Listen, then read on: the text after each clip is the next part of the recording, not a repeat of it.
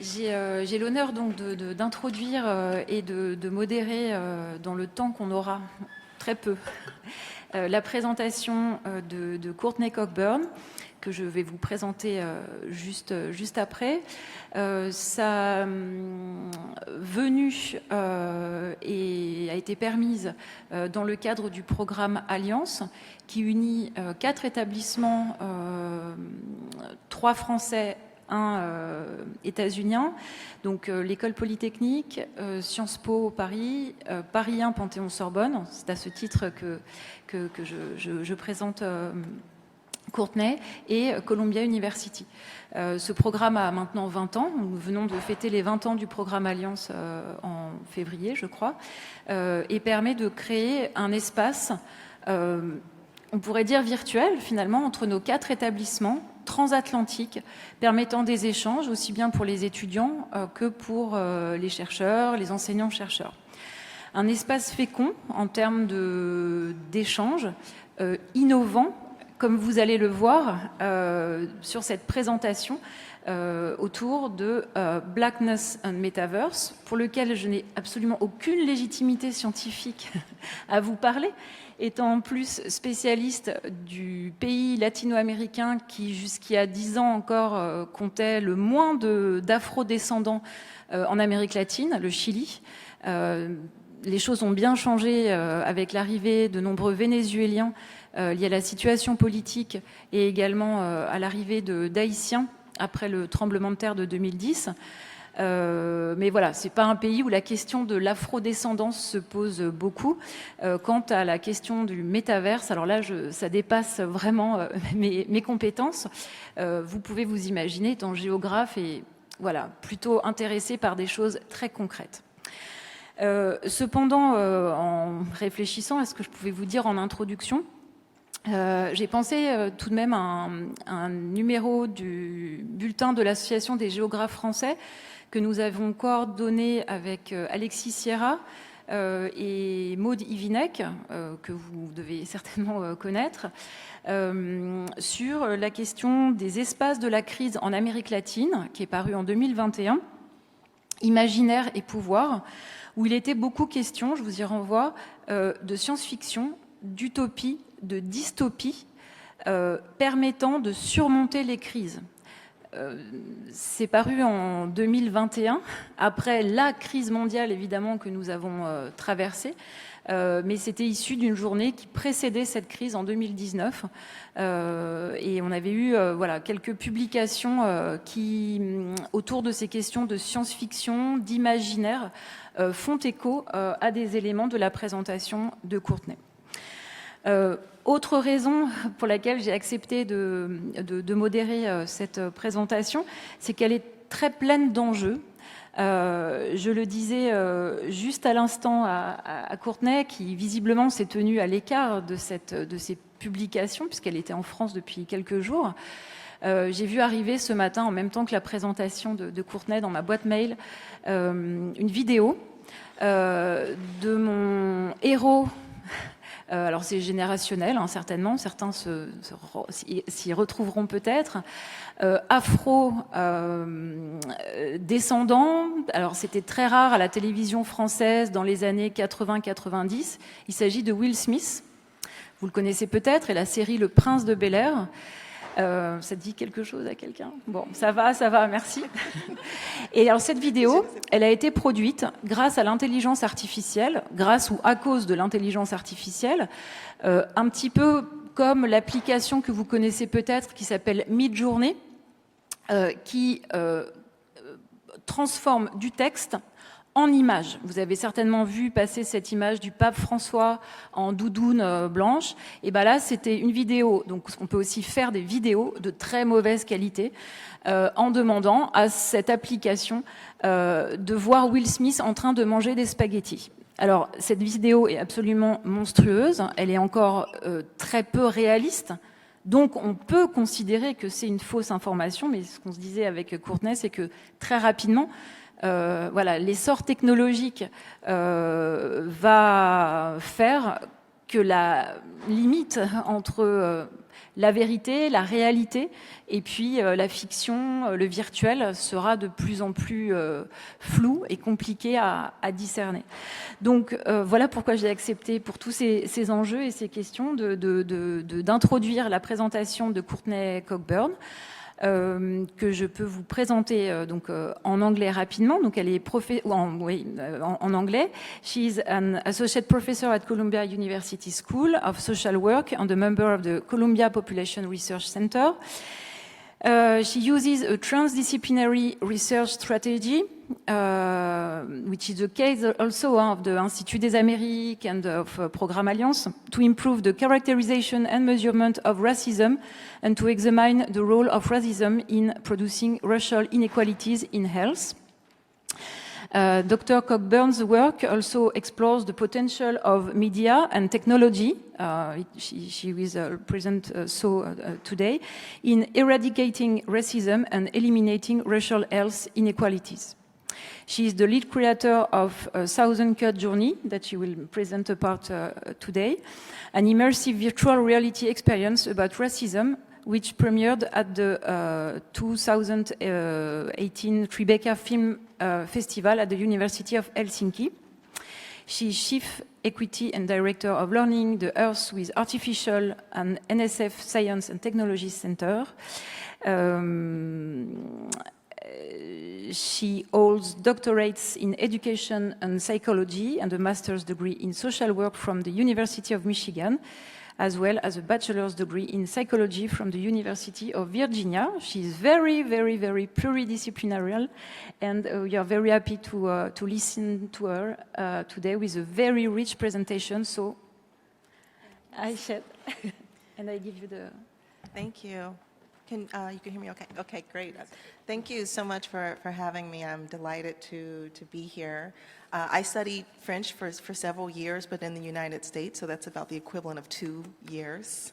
So I have the gist of what you were saying, but want to create a space, and I do this in my class when I speak on these topics as well, this is not proselytizing about technology, but rather presenting information about possibilities, how it's being introduced into society, and I generally have a sense that even if we don't consider ourselves technologists, that we should be thinking about the ways these technologies are reshaping society before society is transformed.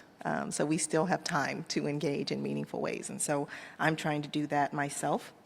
I've tried to squeeze a lot into this. I'll try to speak slowly and clearly, but I will start with giving an overview of different kinds of empirical work and conceptual work that I do, just to highlight some of the methods that I use in my work and the ways I bring in different kinds of disciplines. I'll briefly highlight the work I've been doing in virtual reality, and then we'll end with this sort of emerging space for me, which is thinking about the metaverse as a canvas for reimagining equity and justice in digital spaces.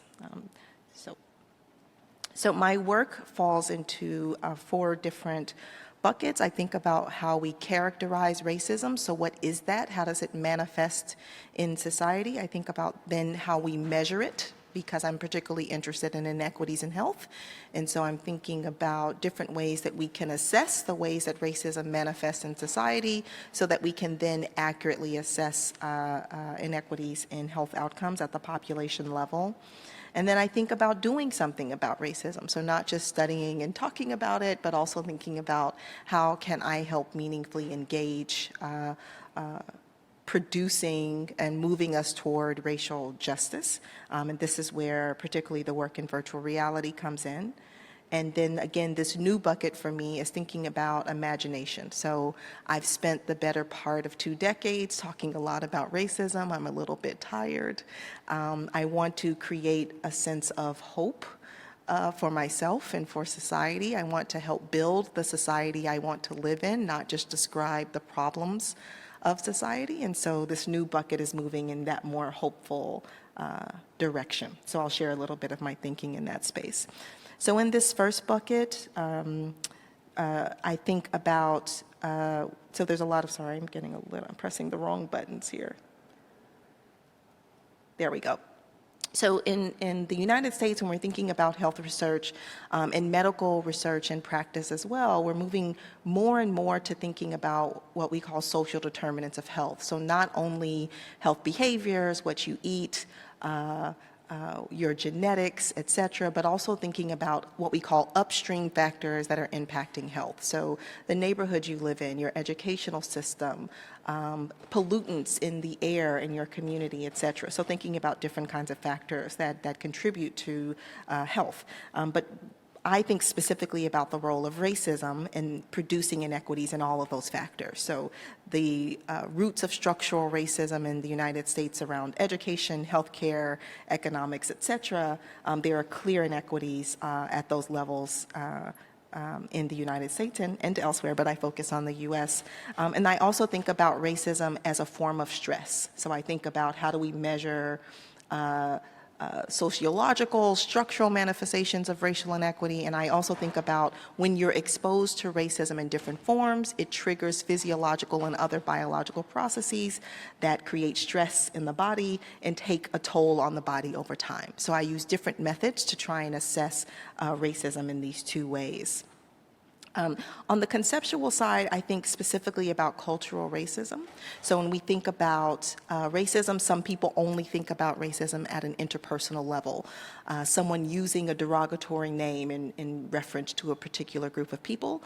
I think about the way that racism can be ambient, the way that it's in the air, the way that it is in our culture, the way we speak, our language, rhetoric, symbols, imagery, etc.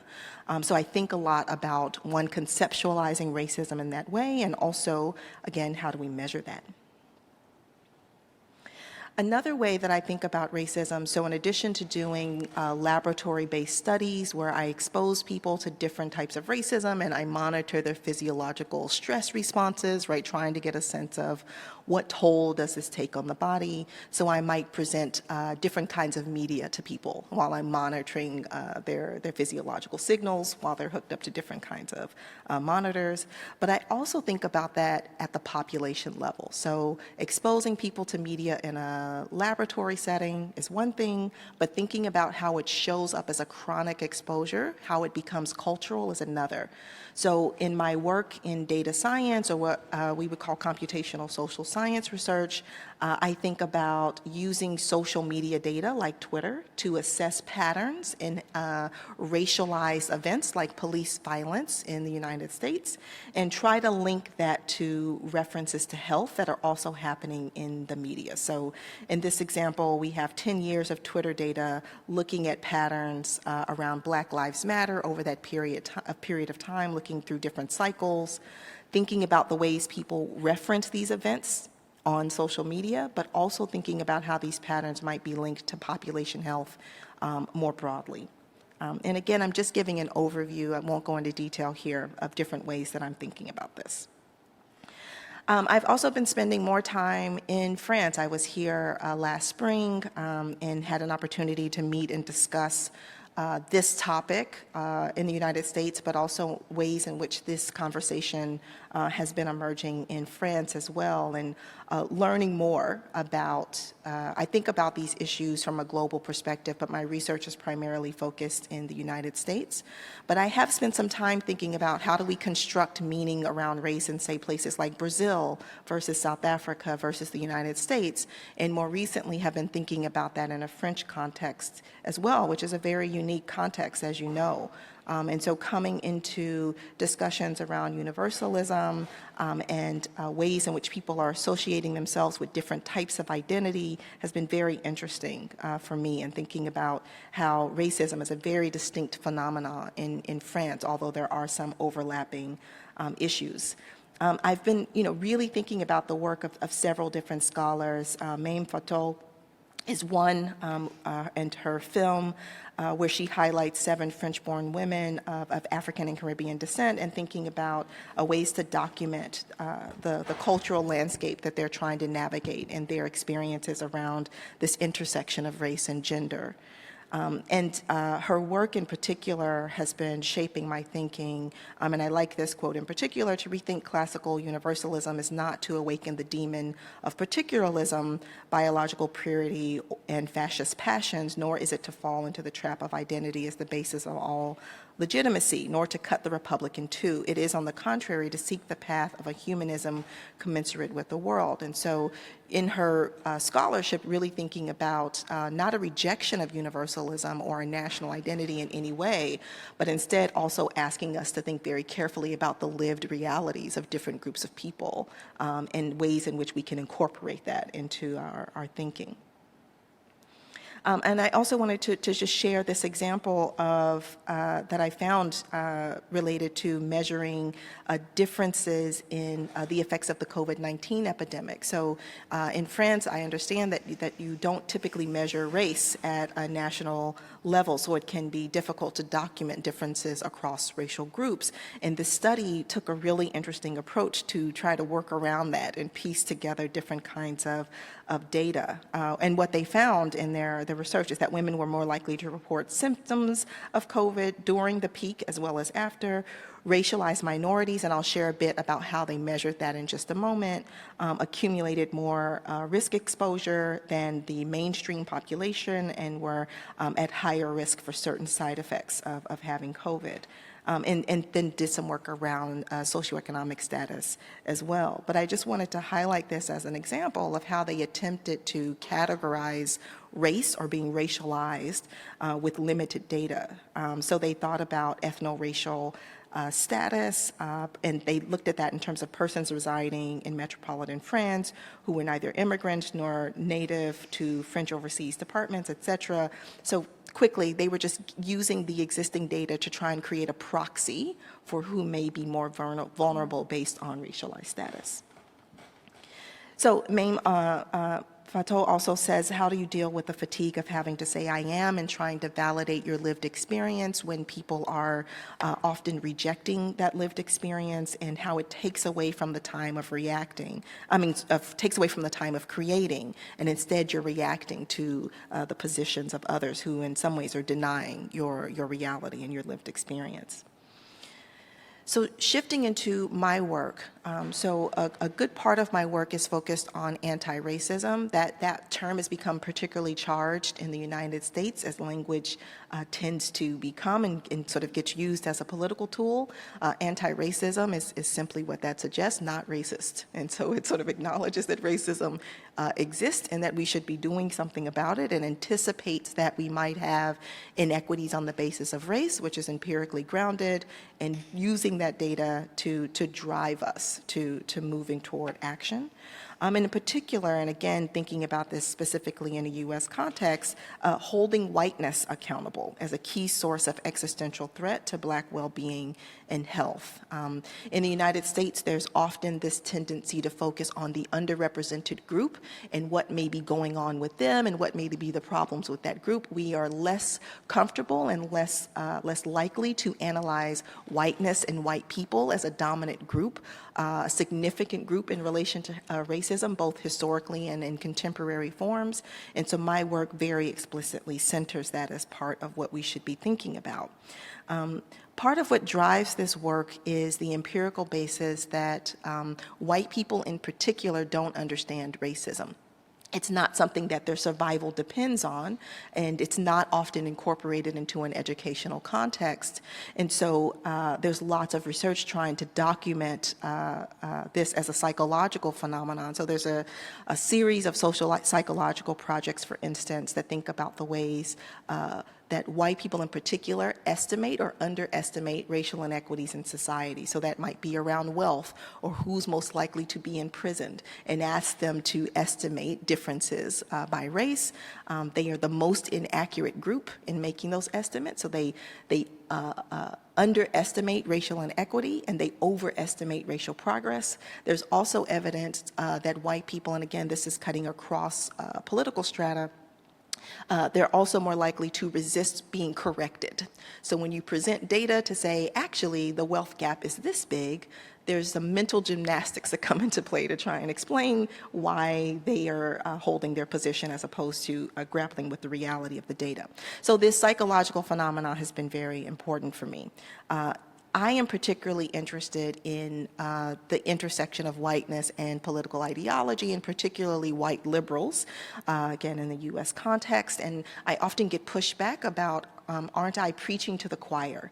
Aren't you preaching to the choir? This is not the group you should be focused on. You should be focused on the far-right groups who are causing all these problems politically in the United States. And to that, I started using this picture in my talks because I'm absolutely talking to the choir. I'm talking to people who stake a claim in believing that they care about this, that they want justice, they want equity, and I want that group to more closely align their beliefs with action. And so thinking about that group, their particular ideologies, psychological characteristics and beliefs and values has become an important part of what I'm doing. So in terms of thinking about racism, I like this quote from Ta-Nehisi Coates, an author, African-American from the U.S. But for all of our phrasing, race relations, racial chasm, racial justice, racial profiling, white privilege, even white supremacy, serves to obscure that racism is a visceral experience, that it lodges brains, blocks airways, tips muscle, extracts organs, cracks bones, breaks teeth. You must always remember the sociology, the history, the economics, the graphs, the charts, the regressions, all land with great violence upon the body. So again, thinking about white liberal ideologies and beliefs, this group often treats the realities of racism as an intellectual curiosity, as something to be analyzed and studied, but not something that they are a part of, not something that they believe that they have contributed to in any way. And so this sort of pulls us out of thinking about racism as an intellectual exercise into grappling with the reality of it on the body. And so I wanted to think about a way, and I'll talk in just a minute about the virtual reality work and how it links to this, thinking about how to make the experience of racism more personal and less intellectual, more visceral, something that is felt in the body by all of us, as opposed to something that's an abstraction that we're considering in only an intellectual way. So I'm driven by this notion that in order to achieve racial justice, we have to understand injustice. We have to understand what's contributing to racial injustice, and not only an understanding that emerges from intellectual exercise or even in the consumption or production of science, but rather a visceral understanding that connects to spirit and body as much as reason. So I've spent a good part of my career trying to convince people that racism exists and that it is having an effect on health. And lots and lots of data, mine and others, seems to not be doing the work we want it to do, right? There's still this resistance. And so really what I'm being driven by in the work in virtual reality is that perhaps it's not only data. Of course, we keep producing scholarship and empirical work, but perhaps it's not only the data that's going to do the job we want it to do. Perhaps we need something else, maybe something more personal. And so that led me to work in virtual reality, which we've called a 1,000-cut journey, which refers to the thousands of small ways that these kinds of injustices can add up and take a physical toll on the body.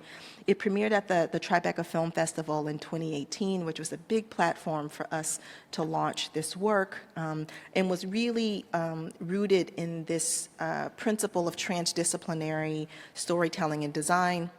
I like this quote that there are some people who solve the problems of their disciplines and some people who solve the problems of the world.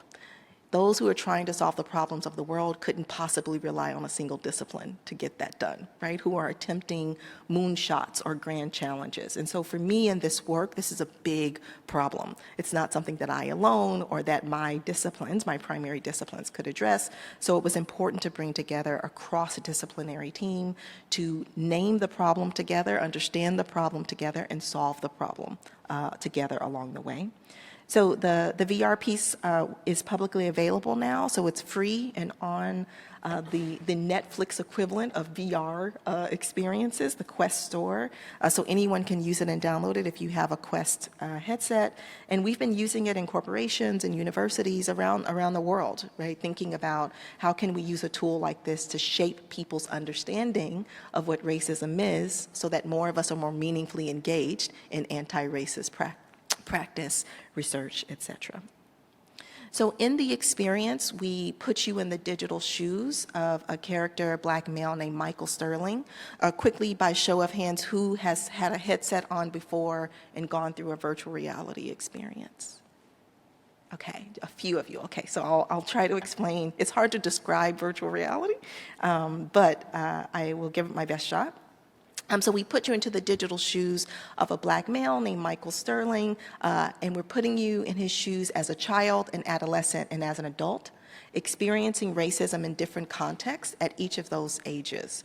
So when you're in an immersive virtual experience, when you have on the headset, I'll show you a video in just a moment, you control the hands, the body. When you look at your hands are small and brown. They're not your hands if you don't have small brown hands. You can see yourself in a mirror, and you're interacting with this digital body, right? You're in control of this digital form in some ways. In the first scene, you see yourself in a mirror, you can wave, and then we transport you to a classroom where you're sitting on the floor. You can play with these colorful blocks there on the floor. You can stack them, you can throw them. So you have hand controllers, or you can just use your actual hands. The technology has advanced quite a bit. The kids in this scene are saying, Michael, throw the fireball, throw the scary black fireball. Black is always the scariest. So what we're doing in each of these experiences is pulling from an empirical literature and incorporating it in narrative form into virtual reality. So we have a strong empirical literature that documents how early children start to recognize difference. It's age 3, gender, race, etc. How early they start to associate value to those differences. It's age 5. What does black mean? What does white mean? What does girl mean? What does boy mean? What does Muslim mean? Etc. So they start to do that as early as 5. And if we are not actively engaging them around the meaning making that they're doing related to that, they pick up cultural racism, right? They pick up signals in the air that tell them black is bad. So we're incorporating that into this narrative. We basically goad you, the user in the headset, to throw these blocks. And they usually throw it at the one kid who says black is the scariest. They usually aim right for his head. When you do that, it's an interactive experience. So it triggers the teacher saying, Michael, stop throwing that. You're going to hurt someone, even though the other kids are also throwing blocks. So that builds on an empirical literature that we have that says black boys are disciplined more harshly in the classroom, even when they're engaged in the same behavior as other children in the classroom. So they're seen as more aggressive, they're seen as more dangerous, even when they're behaving in ways that are comparable to their peers. So again, we're trying to incorporate that empirical literature into this narrative. You then transition to your adolescent self. You're in your bedroom in New York City. You can throw and toss this basketball around. You get a call. You can look around and search for a cell phone. It's your friend Adam, who is a white male, who's downstairs waiting to take you to go with you to a basketball game. When you get downstairs, your mother is sitting on a couch. She's watching television, and again, when you have on the headset, you're not in this room anymore. You're in a digital room that's been created for you. So you see your mother sitting on a couch watching television, and she says, Michael, she's watching the news. She says, Michael, you need to change. The police are looking for someone dressed similarly to you. Your friend Adam says, it's not a big deal. Don't worry about it. Your mom then says, don't forget what happened to your brother. So we're trying to represent the multiple ways that this threat of racism can come up. A mother having to worry about the color of your shirt in addition to all the other things she has to worry about as a mom. You change, you go out onto the street, the neighbors are wishing you good luck for the game, and then a police car pulls up and 3 officers jump out and are standing over you, all white officers, yelling at you, telling you to get down on your knees and put your hands up. So we have you, the user, on your knees with your hands up, while the police are yelling. The neighbors are yelling, saying, leave that boy alone, he didn't do anything. And eventually the sound goes off and you hear your mother's voice saying, just do what you have to do to get home alive. So again, this is not art. This is not make-believe, right? We're pulling from empirical literature, we're pulling from various stories and anecdotes that have been shared with us to help us craft this narrative and create an experience that feels more personal. You're then an adult in a workplace setting, interviewing for a position. You're treated very rudely by a receptionist. You know, maybe she was having a bad day, or maybe she just feels like you don't belong there. You don't know. That's the thing, right? Sometimes it's very subtle in the ways that you're being interacted with. The interviewer approaches the white male in this scene and says, "You must be our candidate from Yale. I'm so excited to meet you." The receptionist corrects him and says, "Actually, Michael, you are the candidate from Yale." And he turns, and they both turn and acknowledge your presence for the first time. The interviewer says, "You don't mind if I'm sorry I didn't see you there. You don't mind if I take him back first, do you?" Right? So even though you were clearly the candidate he was most excited to meet, he proceeds with discussing the job, the interview first with this candidate. You later in the scene get a voicemail that you listen to by picking up a phone that says, "Michael, you're an excellent candidate. We just don't think you're a good cultural fit for the organization." So sometimes it's a police officer yelling at you, sometimes it's much, much more subtle, and we're trying to capture a range of experiences that you're able to capture in something like virtual reality. So this is just a video from an early draft of the VR experience where you can see how the user, this is Tobin, a member of our team, is controlling the hands and arms of this body, looking in a digital mirror. So you can actually see your face, you can see your body as you're going through the experience. And I don't have time to show you clips of the actual VR experience, but I'll just show you the trailer to give you a sense of how it came together. Mike, look at me! Leave that boy alone! Black is always the scariest. He didn't do anything wrong! I know what that is. Black fireball, Mike. Make You this can't leave here dressed like It's that. us against them. Dangerous? I should have to tell you not to throw Sorry, good to things notice in you. class. Just brush it off. You have now become Mike Sterling. Look at yourself in the mirror. So this is, very different than the way you might engage with scholarship related to racism, how we talk about it, how we represent it, and it's an attempt to leverage these new technologies to have us experience these things in completely different ways in which, depending on our social positionality, we may not be forced to grapple with as something that's personal to you, although it's personal to all of us, right? We're all breathing the same air. And it gives people an opportunity to take on a different perspective and see these experiences from a different point of view. So I am a psychologist primarily by training, and so along with my colleagues at Stanford who helped to create this piece, we're thinking a lot about how do we assess the effects of an experience like this, and have conducted several different studies to try and get a sense of, are there shifts in people's beliefs or the ways that they engage racism before and after this, using experimental methodologies. And just quickly, because there's a lot that I'd like to cover, what we're finding when we have an experiment where we have a control group and a treatment group, the control group doesn't go through any form of VR, they don't see the experience, they don't engage in conversations about racism, it's just a pure control group, versus a treatment group that goes through the VR experience where we're measuring attitudes and beliefs about racism before they go through the VR and then immediately following. We're seeing some significant differences in a white liberal sample before and after the VR. So we're seeing shifts in things like system justification, which is this belief, right, that the system's working just fine if you're interacting with the system in a meaningful way, if you're engaged in particular kinds of behaviors, you'll benefit from the system. That reduces. It's an increase in the likelihood that they believe that there are structural inequities, structural barriers to progress, and also things like intergroup anxiety. So feeling less anxious talking about racism and feeling less anxious interacting with Black people in particular reduces for the treatment group.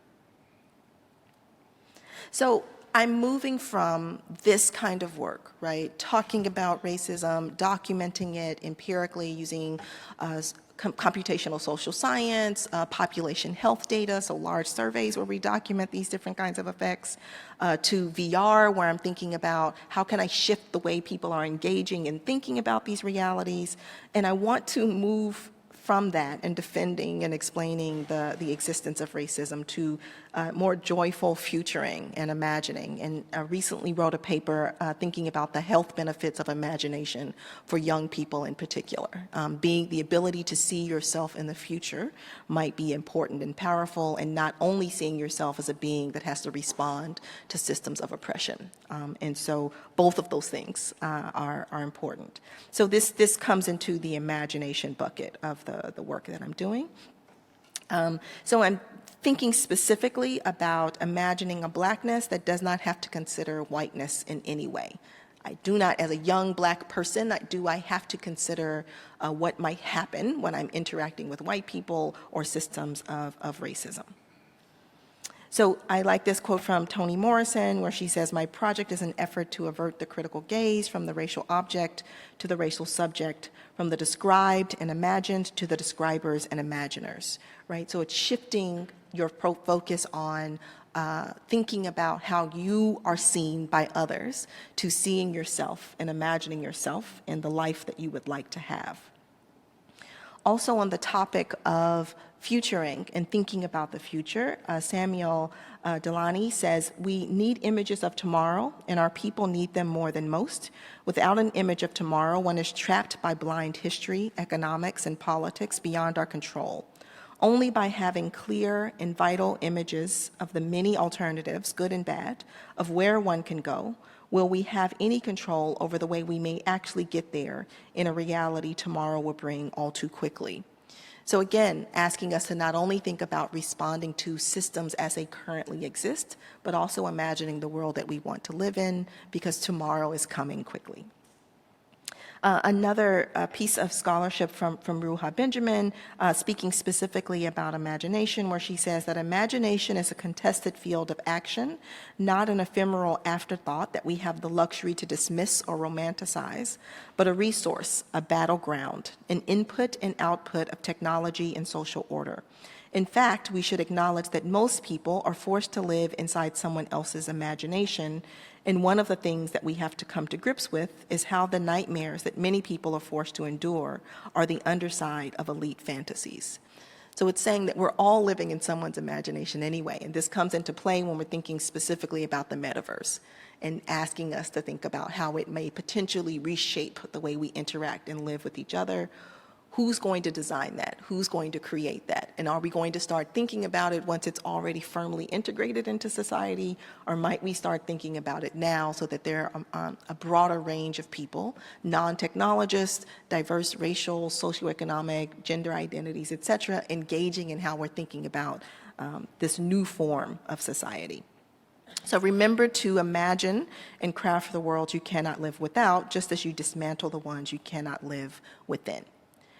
Thinking specifically about blackness as it relates to imagination and the future, I love this text by Kevin Quashie, who's an English professor and who wrote a text around Black aliveness, or the poetics of being.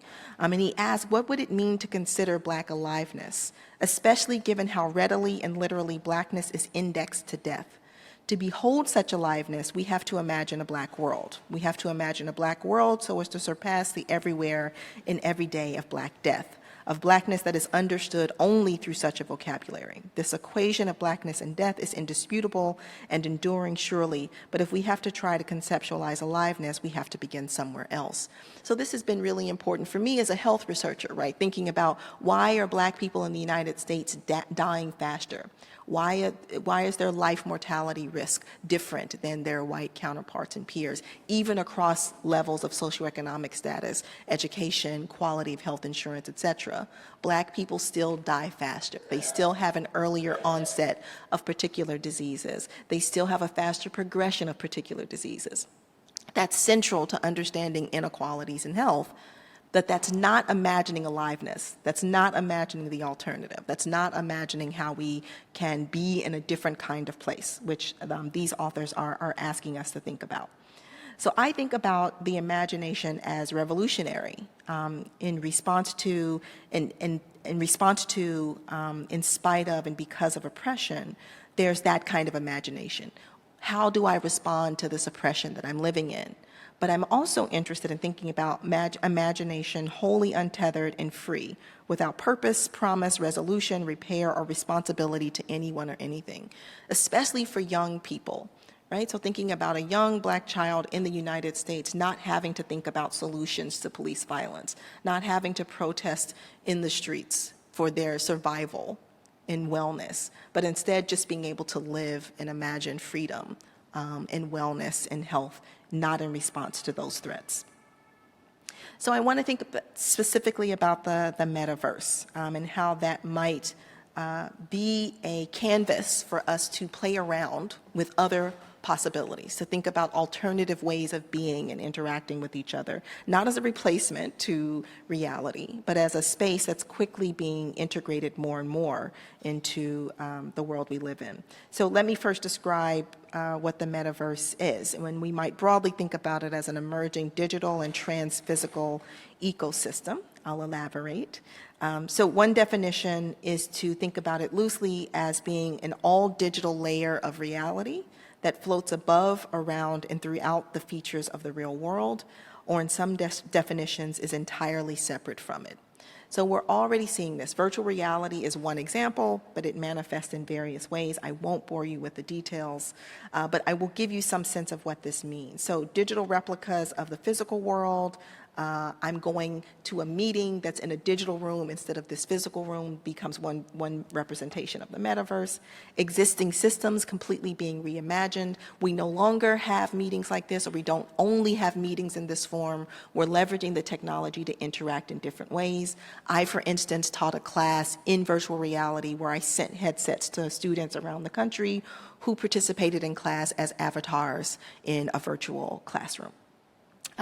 Thinking about digital and physical binaries, but also potentially completely reimagining how we live and interact. So society is being actively replicated, translated, and reimagined, often by people who are computer scientists or engineers, and not people who are social scientists, humanists, or representing a diverse representation of people who live in the world. So we're currently living in a very narrow view of people's imaginations. But it will affect play, education, finance, work, governance, and services, and is already emerging to do just that. But importantly, it does not exist yet, in spite of some of the public discourse and rhetoric. The metaverse is not real, it does not exist, it is becoming. So given that, is it a sort of blank slate for us to play with? Nothing's ever neutral, right? But is it sort of a blank slate for us to think about how we want to reimagine the ways that we live? There's lots of people thinking about what the ideal version of this would be. What would the features of something that's good and not dystopian look like? And what would some of the features be? So thinking about it as persistent, it continues indefinitely, it never resets or pauses, it's not a game. And I know this can be difficult to understand if you're not familiar with the kinds of technologies that will make up the metaverse. It encourages limitless participation, everyone, anytime, at the same time, with individual agency. So it's not controlled by a small swath of society. It has a fully functioning economy and may even produce alternative economies. So alternative currencies, which we already know a bit about, right, in terms of things like Bitcoin, but also reimagining even the way that we interact with each other in terms of our economics. Interoperability, so that means no one owns it. It's not Facebook, it's not Meta, it's not Twitter, it's not TikTok. It's completely decentralized. Equitable, safe, and fair, and sentient, that it feels very, very real. And so these are some of the features that people are talking about as it relates to the metaverse. So again, asking what we might do with this blank canvas for exploring this idea of imagination, Black aliveness, if you will. So it can be social. It's the ways that we identify ourselves, represent ourselves physically in terms of interaction and community. I think most people, when they think about avatars, they think about this top image, a cartoon-like representation of yourself. The bottom image is also an avatar and can be created very quickly with existing tools. Very, very realistic representations of how your body might look in a digital form, can be changed very quickly. Images can be replicated very quickly. So you were talking about this the ways that we might take text to images. You even have things like deep fakes where you can take existing video and make it seem like someone said something that they didn't say. So these sorts of things are really becoming important for us to think about. We might think about it as augmented reality. So augmented reality is when we're overlaying digital information on a real environment. So you might hold up your iPad or your phone and be able to see an image in this room. You may have seen it when you're shopping at a store and it says, do you want to see what that rug looks like in this hallway? And you can hold up your phone and it'll actually put the rug that you selected on the floor. That's augmented reality. But there are people doing this to reimagine history and how we teach history, for instance. So in fights in the United States to remove certain kinds of monuments, there's a group that has instead used augmented reality that will replace that monument with a large digital image of, say, Harriet Tubman instead of Christopher Columbus, or provide maybe more factual historical information about the figures represented in these statues. So it's an interesting example of not moving away from the fight to remove certain kinds of symbols and images in the physical world, but in the meantime, how might we leverage these kinds of technologies to engage in more meaningful ways? Our piece, A Thousand Cut Journey, is another example of using immersive digital spaces. And I like to highlight this group, which is a global collective of women of color. And they have a VR piece called Neurospeculative Afrofeminism, quite the tongue twister. But it's really thinking about physical products and design, as well as a virtual reality experience. In this one, you go to a salon to have a neurological makeover and refresh by a Black goddess, right? So it's a very beautiful, fun experience, but they also are thinking about ways to disrupt technology. So they're thinking about facial recognition technology and have actually designed scarves, not unlike the one that I'm wearing, that has digital faces embedded in it that confuses cameras that are trying to recognize your face. So they are not only thinking about using the technology in beautiful, healing ways, they're also thinking about the reality of, say, surveillance in our physical world and how to leverage technology to disrupt that and fight against it. And they have all sorts of other things that they've created. I just quickly wanted to highlight some other work. I was recently on a jury to review immersive experiences created by young Black creators. So just highlight some of the things that people are doing. So there's an experience called Uncharted VR, which is taking over 5,000 languages across the continent of Africa to create this sort of transcontinental archive, to create a counter-narrative around Black consciousness. So again, reclaiming history, reclaiming language and narrative to create a different way that we think about Blackness on the continent.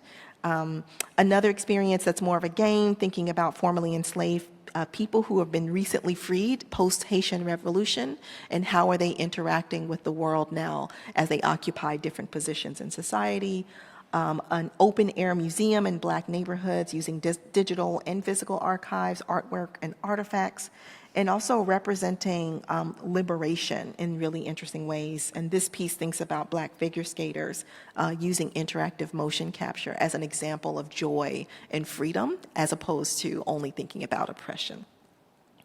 So I am, as a Black woman living in the United States, but as a global citizen, thinking about how we engage the realities of anti-Black racism. It is not a claim that is the only form of oppression that matters, but it's certainly significant and worthy of distinct analysis and scholarship, but also increasingly trying to create space where we think more about joy and freedom, and again, designing the world we want to live in, not only complaining, as I've done for the past 20 years, complaining about the one that we are currently in.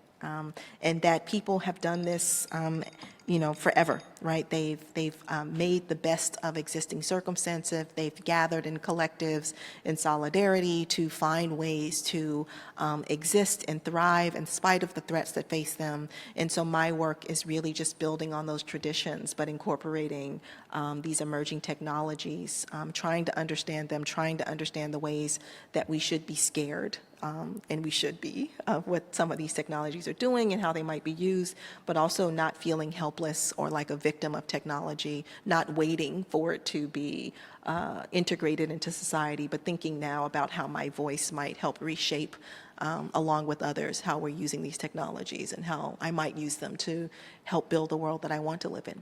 Thank you.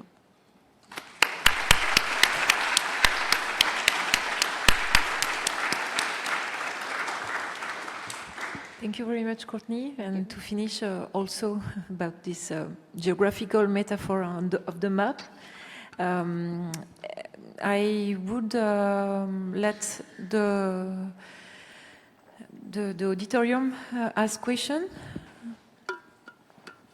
I'm sure there are plenty. Or whether not, I have one. Okay.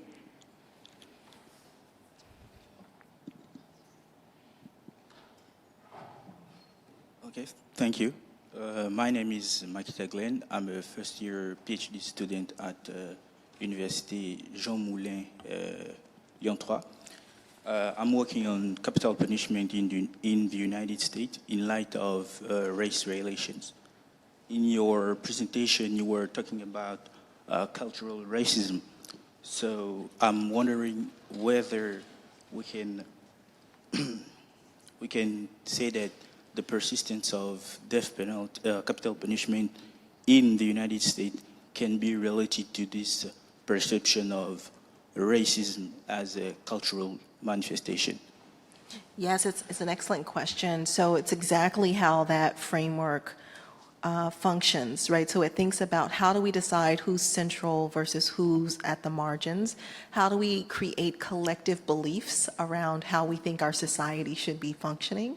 And there's really interesting work that tracks the way that we frame and talk about an issue and how it impacts decision-making and outcomes, including decisions that are made in court as well as decisions that are made by the federal government in terms of, say, welfare policies. When we frame, say, drug use as criminal and we put people in jail and we describe people as super predators and we break up families and homes, even though people are hurting and using drugs to soothe, and it's really a mental health issue, right? So we think about the crack epidemic in the United States in the 1980s and what our policy responses were into that can be directly tied to the cultural frames that we use to talk about drug users, whereas now most of the users are predominantly white in terms of opioid crisis in the United States, and we're framing it as mental health, and people need health and support, and it's a public health crisis.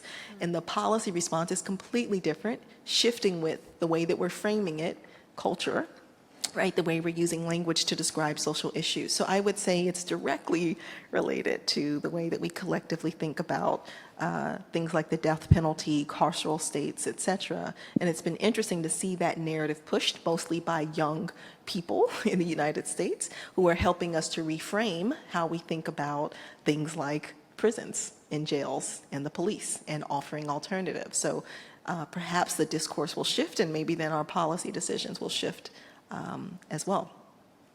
Thank you very much. Mm-hmm.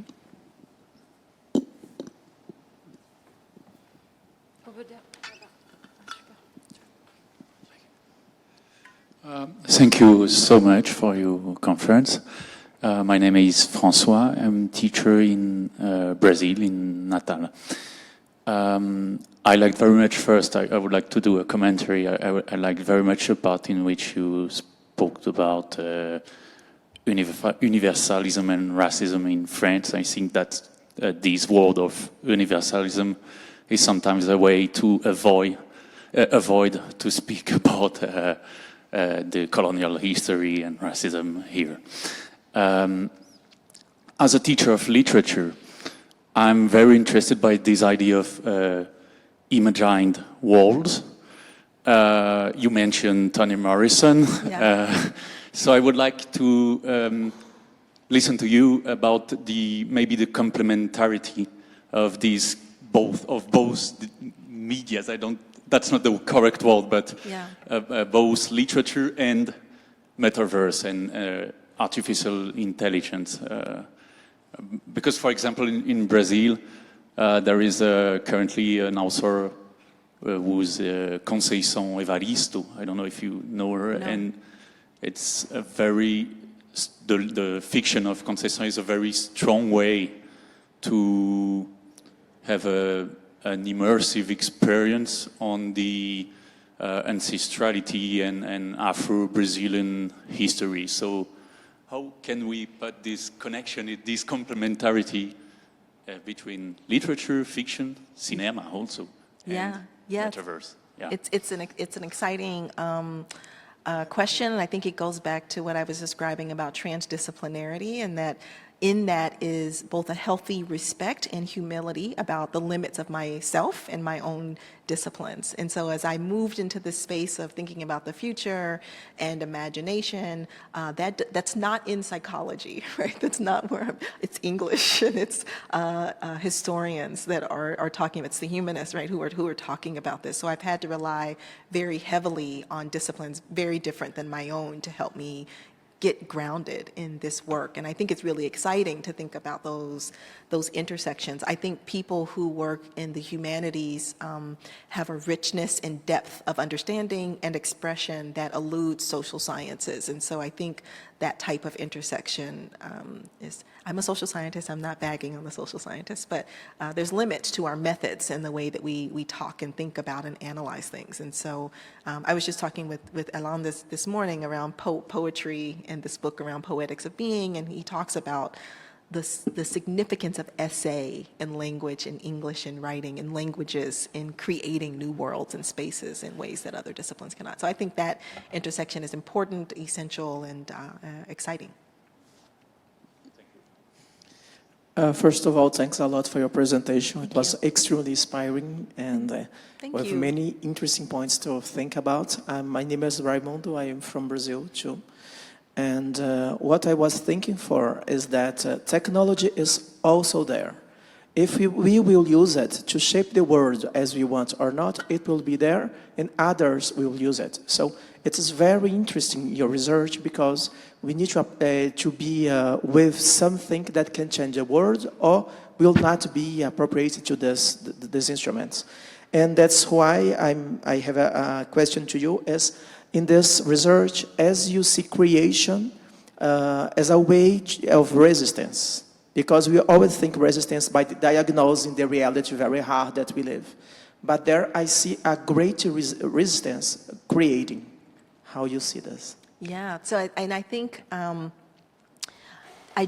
I think in terms of process and how do we make these discoveries, and it's part of why I've been focused on young people in particular. Right, this is one. I think they are bolder than we are, more assertive than maybe some of us have been in terms of asking for what they want and creating the world that they want to live in. And this is the earth they will inherit more than any of us in this room. And so, thinking about how to create space for their voices, that those answers won't come from me, or certainly not me alone, but how do I create opportunities for them to engage and create in these spaces. And that creation is resistance. It's producing an alternative. It's understanding injustice, but then producing what we want in its place, and not just begging and pleading for people to see reality, right? Which I think too often we've been in that space.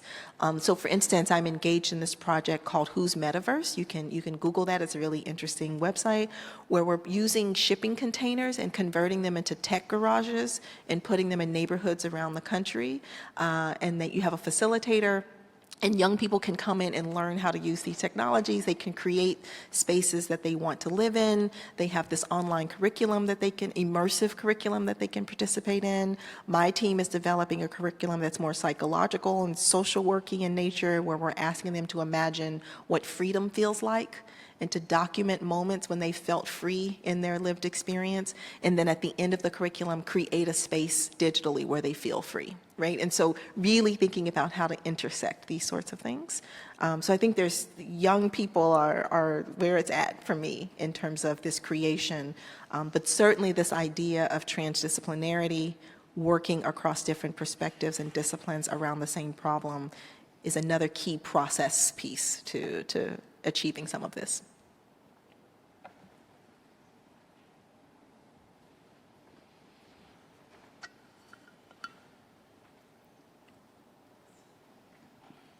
Hi, thank you for a very great talk. My name is Michael Stambolis. I'm at the University of Toulouse Jean Jaurès, and I have a lot of questions. I'll just try to ask 3, and feel free to answer the one you want or not. Your thought made me think about your talk made me think about some of the research that's shown how cis heterosexual white men react to playing video games where they can't choose their avatar and where they're playing characters that are women, people of color, not straight people.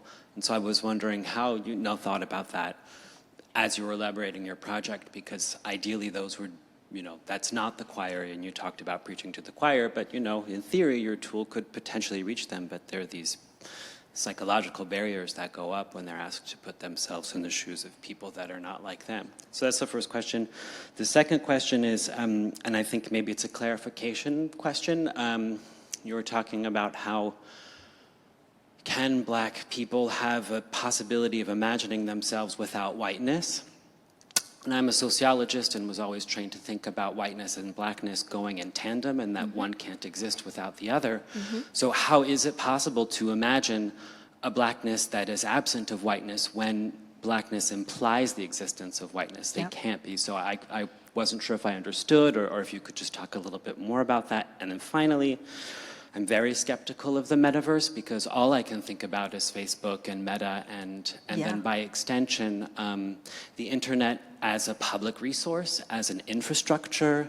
And the United States is a wonderful example about just how racist infrastructure is. Cities that are predominantly black that don't even have drinking water. So if the metaverse is like a public resource, how can we imagine access to that public resource that would be free of structures of domination on the basis of race, class, gender, and other things? So have you thought about that? Thank you. Yes, I will try my best to address each of those. So the first one, in terms of the gaming phenomenon, I think it kind of goes to my point that it's interesting to document that and describe it, and then what do we do about that? And I think making people visible to themselves is really an important piece of this, right? So often when we talk about prejudice or bias or inequity, we either treat it as something that we all have in equal measure, or we treat it as something that's being observed or happening to other people. And in this instance, I'm questioning whether this pattern could be made visible to them, right? The user, why are you reacting this way? Why do you feel this way?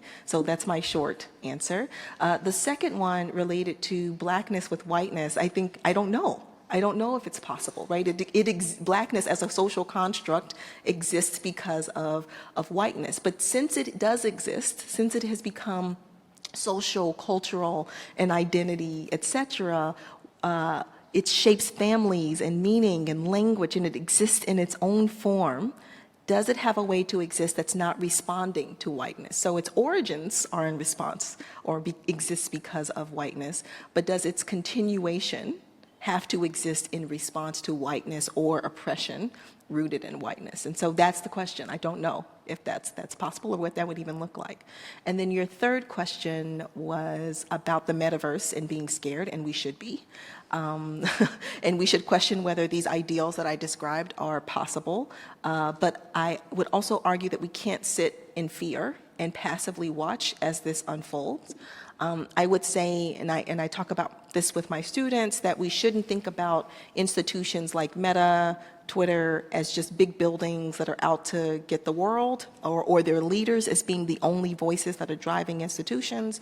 I think that if we're thinking strategically about the ways that we are engaging, we think about those buildings as being filled with people with various types of values and intentions. And those groups of people can be engaged, right? There are people who are focused on bringing groups of advisors together from different disciplines to help inform their policy. I'm part of a team, for instance, where they present products to us that don't exist in the world yet, and we tell them, don't do that. That's scary, that's terrible, or if you introduce that, it needs to have this particular kind of policy. You have to think about how to protect this particular group of people because they're going to be particularly vulnerable. So those institutions bring us to do that. So it's not helpless, but people are rushing to own it in our capitalist structures, right? And so if we don't engage, then that will continue to happen. But I'll use the example of facial recognition, facial surveillance, that lots of companies were rapidly moving in the direction of investing heavily in this. Meta was one. They had invested hundreds of millions of dollars in facial recognition software and companies, but because of public discourse and pushback, they divested essentially, right? They completely pulled back from their engagement with those technologies. So it can matter. We can't passively sit by and just wait for it to happen, for sure. We can have any... yes, it will be the last question, unfortunately. Okay, I'll try to make it worth your time. Okay. I'm sure it will be. So the first thing is that I think it makes sense that you would be preaching to the choir if we consider that racism is not necessarily the product of ignorance, but it might be a deliberate act that is absolutely rational and that cannot be cured by just empathy. I mean, we can think of like that if we are very optimistic, but it doesn't have to be.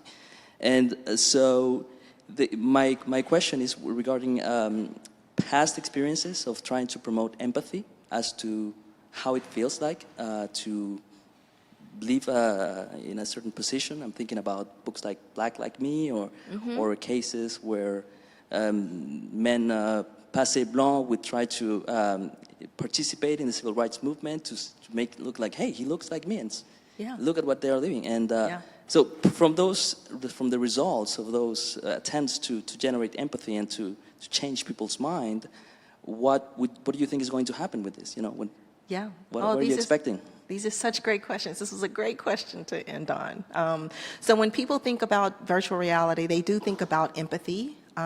It's often implied in what I'm saying that people think I'm talking about empathy, that do you understand the experience of blackness? But in fact, what we're doing is asking you to focus on whiteness from a black perspective, which is different, right? I'm not asking you in the experience to think about what it feels like to be a black man. You could never, right?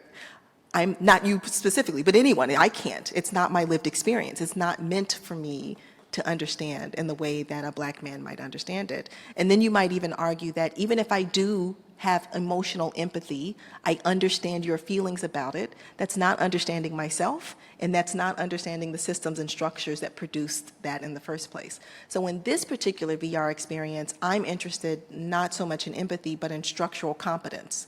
Do you understand racial inequality? Do you understand racism? Do you understand its association with whiteness and how it exists in these experiences that you're having? Do you understand, because you've taken on the perspective of a black person looking at this and experiencing it, do you see how it's very different than your own experience?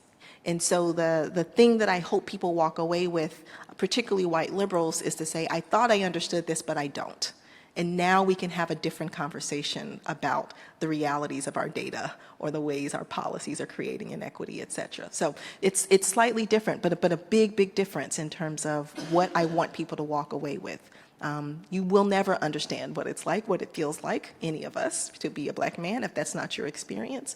But you can understand the systems that put them at a disadvantage. And you can understand your own relationship to those systems. So that's really the goal and the arc that work is taking. Thank you, everyone. I'll be around if people want to keep talking. Thanks so much.